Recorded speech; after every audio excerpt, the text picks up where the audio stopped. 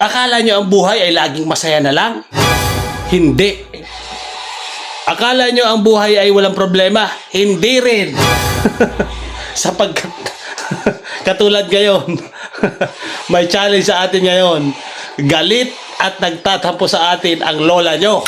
Hindi ko alam ang dahilan kung bakit, pero aalamin natin, pupunta tayo ng Purok 3. Aalamin natin kung anong pinakang punot dulo, kung anong pinakang dahilan. Susuyuin na rin natin para matagkalang galit at tampo. Tara! Ano baga sama ng loob ninyo at Luko-luko ka, dadali ka na naman. ano baga sama ng loob ninyo at nagtatampo kayo? Nagpunta kayo ng Kalawag, Oh. hindi kayo nagpaalam. Oh.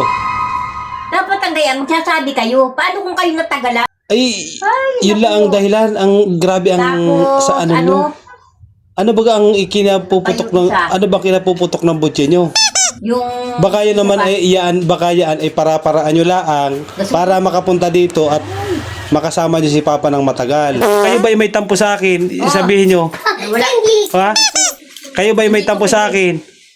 Yung sukli Oy. sa parcel. Kayo ba ay may tampo sa akin? Ano yung mga chat nyo sa GC na ano, lahat ng bagay ay may katapusan? May mga pagganong pa kayo sa GC hanggang dito lang nagtatapos. Ano yun? Eh, tapos, hindi mo lang mapunta doon. Natutura ko. Hindi ganun. Kung kayo ay halimbawa kung kayo ay may galit sa akin o kung kayo may tampo sa akin, sabihin niyo sa akin. Sa akin mismo sabihin. Hindi yung may mga pachat-chat pa sa GC na ang lahat ng bagay ay may katapusan. Ano kayo nasa maalala mo kaya? Wag mo akong kausapin, Domingo. Sabay lakad sa may harap ng tindahan natin, isipa yung bagupok. Sugat nga, oh. Oh, ngayon. Hindi kayo nag-ano, oh. Ay, tatanungin ko kayo ba ay galit sa Ay, akin? naiinis na hindi. Hindi, ang tanong ko sa inyo, galit kayo sa Pero sa akin. inyo na hindi ay nagpapaalam. Dati naman kayo nagpapaalam. Paano kung hindi kayo nakabalik? Yun lang ang kasama ng mga bata. Mm. Ay, naku. Ay, balikan lang kami, saglit lang. Mapaalam pa. Ayan. Oh, bili ng tinapay sa mga apo. Oh, bili.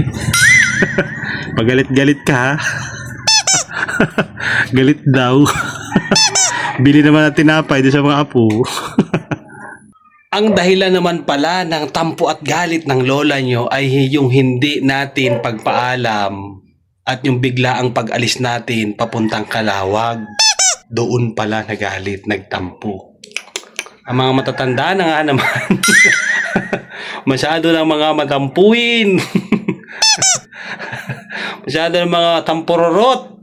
Kaya tayo bilang anak, kahit papaano, di pumunta tayo dito, nagpakumbaba, pinuntahan natin, kinausap natin at sinuyo natin. Inalam natin kung ano talaga yung pinakang dahilan nung tampo. Ay Diyos mio, Marimar, yun man lang pala ang dahilan ng pagtampo. Yung pagbiglang alis natin na hindi tayo nagpaalam sa kanya, yun ang dahilan.